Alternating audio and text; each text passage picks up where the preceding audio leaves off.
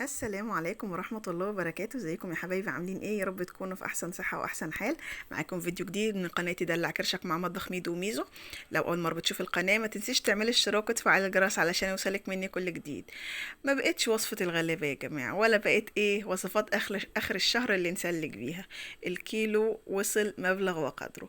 هنعمل النهاردة اجنحة بس بطريقتين مختلفين، يعني هنمشي بيها الدنيا. عايزين فراخ، هنعمل فراخ بطريقتين مختلفتين واسعارهم بتتباع غالية جدا.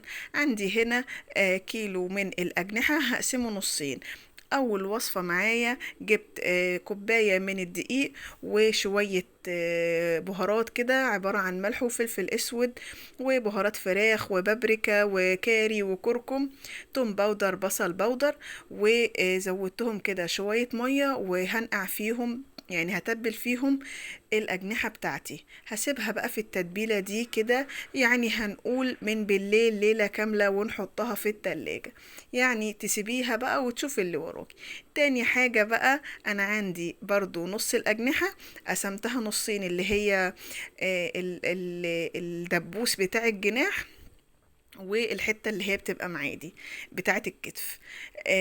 نزلت عليها برضو بمجموعة من التوابل والبهارات اللي انا حطيتها اول مرة، اللي هي برضو ملح وفلفل اسود وكاري وكركم، توم باودر، بصل باودر، بهارات فراخ، معلقة من الصويا صوص، معلقة من الكاتشب، معلقة من الباربيكيو صوص، وبديل الليمون او عصرة ليمون زي ما انتوا حابين. وهبتدي كده اقلبهم مع بعض واسيبهم في التتبيلة برضو شوية.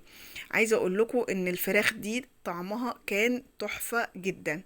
عجبت الولاد جدا، يعني سموها أجنحة صيني. قالوا لي أكل صيني يا ماما. رصيتها في صينية مدهونة رشة زيت ودخلتها الفرن، أو ممكن تشويها على الجريل زي ما انت عايزة، هتبقى طعمها حكاية. هنيجي بقى نكمل الوصفة التانية. جبت كوبايتين من الدقيق ونص كوباية من النشا، وحطيت برضو التوابل اللي انا حطيتها في التتبيلة عليهم، وبطلع كده الأجنحة بتاعتي من الخلطة اللي انا كنت متبلاها ونقعها فيها، اقلبها في خليط الدقيق ده وارجعها التتبيلة تاني واقلبها في الدقيق تاني.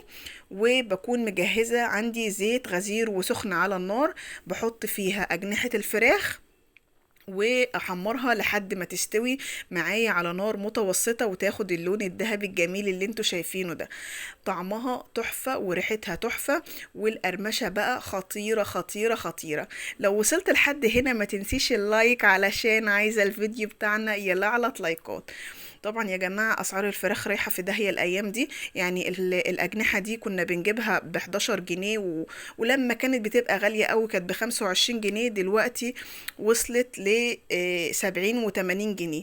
ربنا يرحمنا برحمته. دي الفراخ التانية طلعتها برضو اتشوت وزي الفل، واديتها كده رشة فلفل حامي زي ما انتوا حابين تكسر بس اللون. بصوا طعمها خطير ومستوية، ان شاء الله تجربوها وتعجبكم. لو عجبكم الفيديو ما تنسونيش في اللايك والشير واشتراك للقناة. اشوفكم في وصفة جديدة واترككم في رعاية الله.